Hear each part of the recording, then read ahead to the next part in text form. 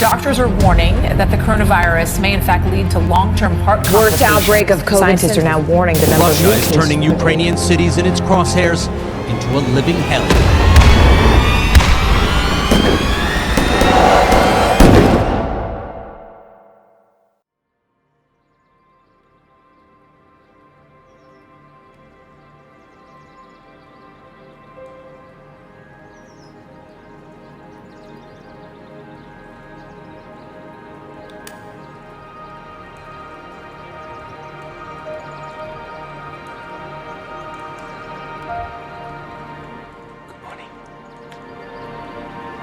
Quite often, we find ourselves waking up, reaching for our phones.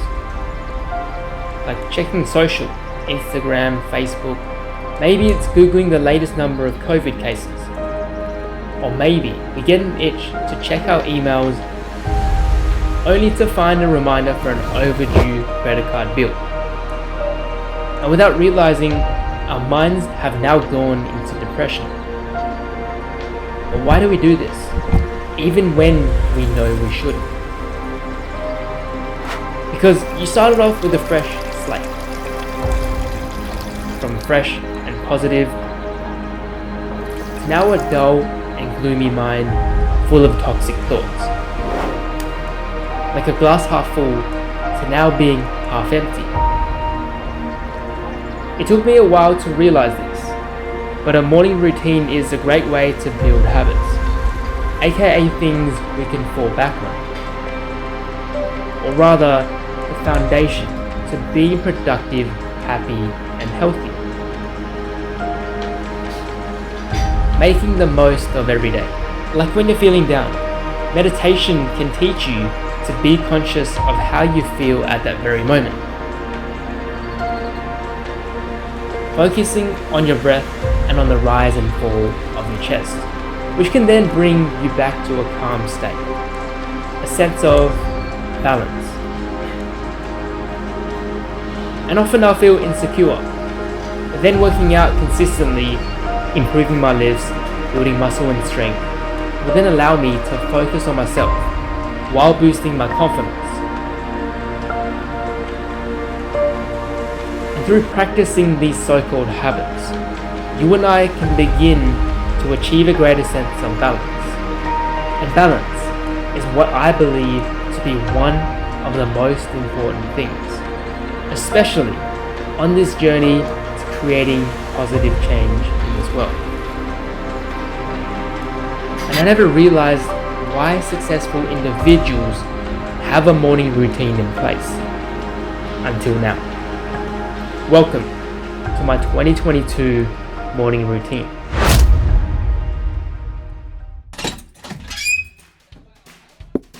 For breakfast, I honestly just throw in a bunch of nuts and seeds for protein to feed my muscles, for some sweetness and all the good stuff, bananas or whatever fruit I have at home. For extra vitamins and minerals, I have some greens like kale or spinach, sometimes carrots, but honestly just whatever you have in your fridge. And of course, it's not complete without oats. I usually throw in half to 1 cup. To finish, I'll either fill it with water, plant-based milk or coconut water. I'm a bit of a stinge, and therefore I'll usually use water, but that works just fine too. For me, the idea is to have a good balance of carbs, protein, vitamins and minerals. And if you're anything like me, and cooking is the last thing you want to do in the morning, this is perfect. It only takes about 3 to 5 minutes to prep, which is worth doing the night before, so your mornings are way more chill. Imagine waking up and your breakfast is ready in your fridge.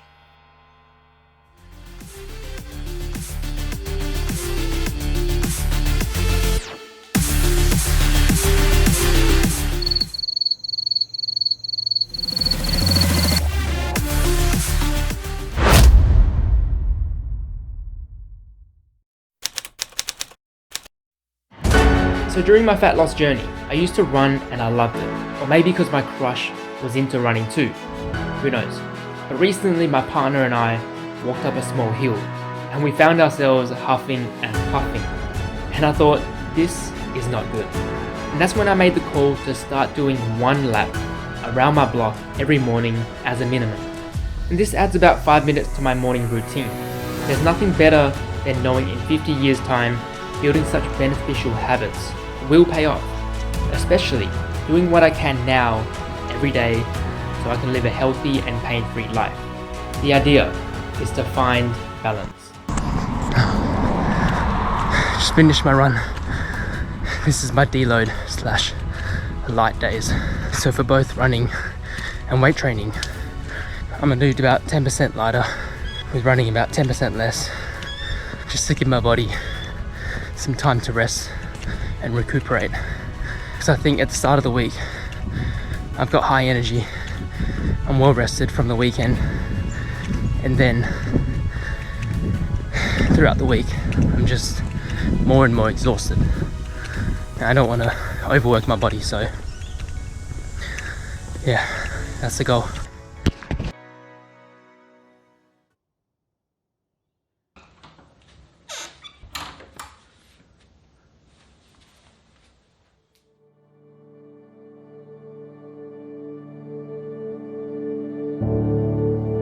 Now, meditation is a funny one for me. I've never been able to stick it out long term, and therefore, I've never been able to experience the full benefits of meditation. It's not like working out where you see some physical result in the mirror, and then you can compare progress photos in 6 months' time. But one major benefit that I see now is the idea of focusing on your breath. Bring yourself back to a calm state. And it's useful when I'm feeling stressed at work, or I'm arguing with my partner, with balance being the number one goal.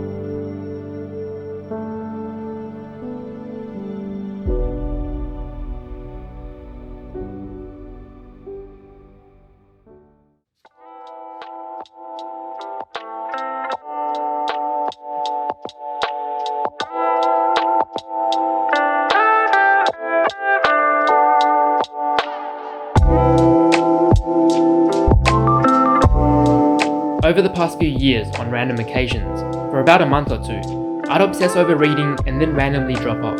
But the funny thing is, as a kid, I remember hating silent reading at school. I could barely read one book a month.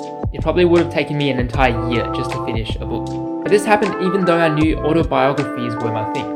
Once you find what you enjoy, then it makes building habits easy. But then I was about 23, I started getting into self-help books. And ever since then, there'd been times when I would finish one book in 2 to 3 days, and I would do this for about 3 to 4 weeks, and then periods of not reading even a single word. That was until I came across an Instagram post, and it said something like, "Books help you expand your mind." And I thought, wow, I have not done that in a while, because your mind is a muscle, and if you don't work and grow your muscles, they shrink, right? They don't stay the same. And of course, we're not all perfect. So it took me a while to get into the habit of reading at least 5 minutes every day. And I plan to make it long term, learning at least one lesson a day. Imagine how many lessons you can learn in a year, let alone a lifetime.